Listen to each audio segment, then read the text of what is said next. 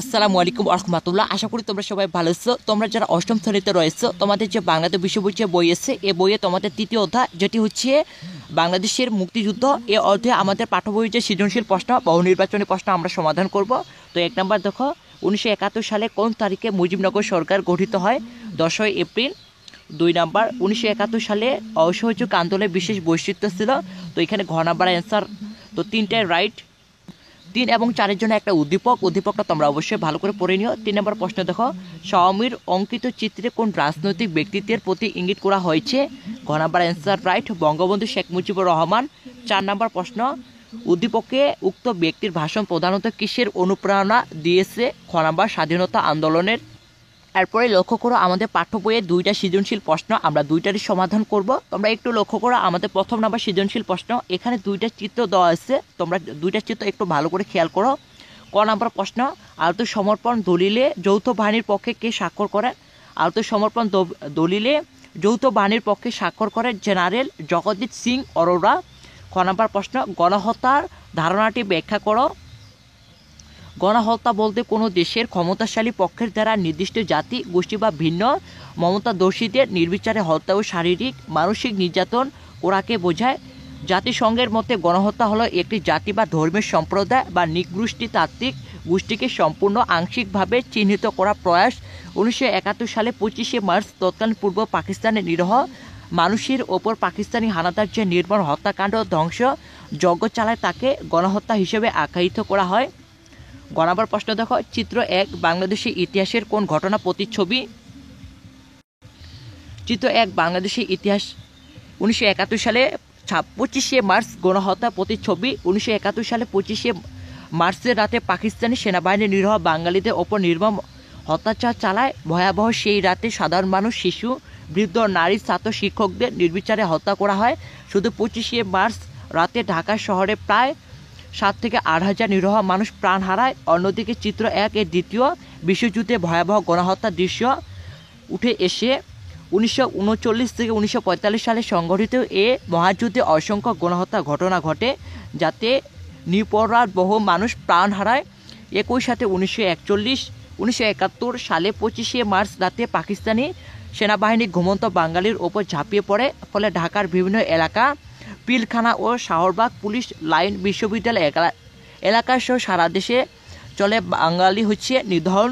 পাকিস্তানি এ হত্যাযজ্ঞের প্রতিচ্ছবি চিত্র 1-এ ফুটে উঠেছে। এরপরে ঘ নাম্বার প্রশ্ন, চিত্র 2 এর উল্লেখিত বাহিনীর কার্যক্রম কি দেশের স্বাধীনতা অত্যায়িত করেছিল? বিশ্লেষণ করো। প্রশ্নের সাথে আমরা যুক্তি পোষণ করতেছি। হ্যাঁ, চিত্র 2 এ উল্লেখিত বাহিনী অর্থাৎ যৌথ বাহিনীর কার্যক্রম বাংলাদেশের স্বাধীনতাকে প্রত্নতাত্ত্বিক করেছিল। 1971 সালের 26শে মার্চ প্রথম প্রহরে বঙ্গবন্ধু শেখ মুজিবুর রহমান বাংলাদেশের প্রধান স্বাধীনতা ঘোষণা করেন। পরবর্তীতে 10ই এপ্রিল মুক্তিযুদ্ধকে সঠিক নির্দেশনা প্রয়াসের লক্ষ্যে মুজিবনগর সরকার গঠিত হয়। এর ফলে বাঙালি মুক্তিযোদ্ধারা রণতর সাহসের সাথে পাকিস্তানি বাহিনীর মোকাবিলা করতে থাকে। এই আক্রমণকে আরও গতিশীল করতে মুজিবনগর ও ভারত সরকার যৌথ বাহিনী গঠন করে।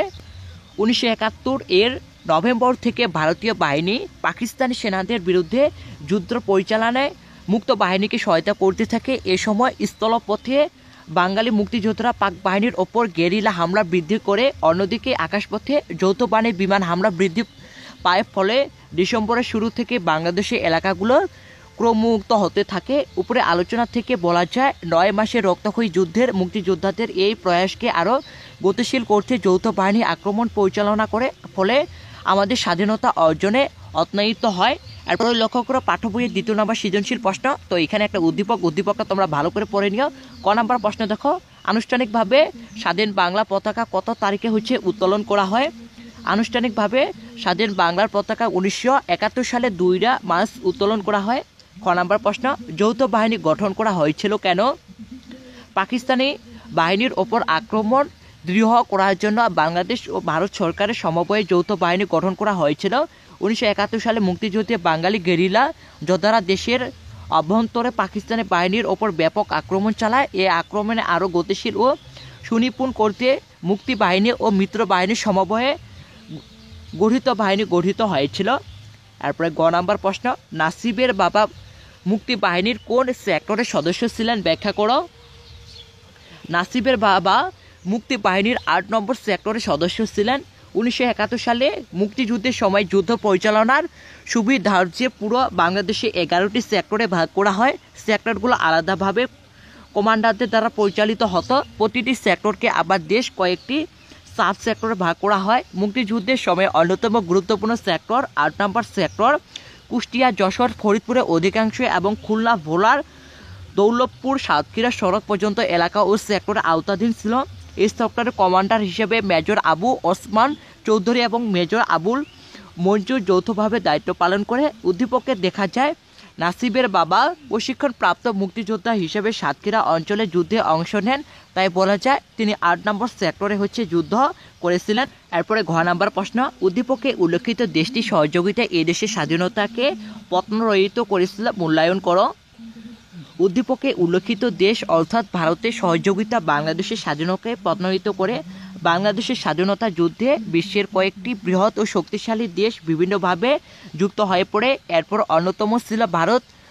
মুক্তিকামী বাঙালিকে যুদ্ধ প্রশিক্ষণ, শরণার্থীদের আশ্রয়, স্বাধীনতার পক্ষে জনমত সৃষ্টি সহ বিভিন্নভাবে ভারত সরকার সহযোগিতা করে। 1971 সালে 25শে মার্চ রাতে পূর্ব পাকিস্তানের যে গণহত্যা চালায়, ভারত সরকার তার তীব্র নিন্দা জানায়। গণহত্যার হাত থেকে বাঁচাতে সীমান্ত পেরিয়ে আসা প্রায় 1 কোটি শরণার্থীকে ভারত সরকার আশ্রয় দেয়। এ সময় ভারত এদেশের জনগণের সহায়তার জন্য শরণার্থী কর চালু করে। ভারতের মাটিতে বাঙালি স্বতন্ত্র ট্রেনিং দেওয়া হয়। 6ই ডিসেম্বর ভারতে প্রথম বাংলাদেশের স্বাধীন দেশ হিসেবে স্বীকৃতি দেয়। পাশাপাশি ভারত ও বাংলাদেশ যৌথ বাহিনী গঠন করে পাকিস্তানের বাহিনীকে প্রতারিত করে, যার ফলে 16ই ডিসেম্বর বাঙালি চূড়ান্ত বিজয় অর্জন তৎনায়িত হয়।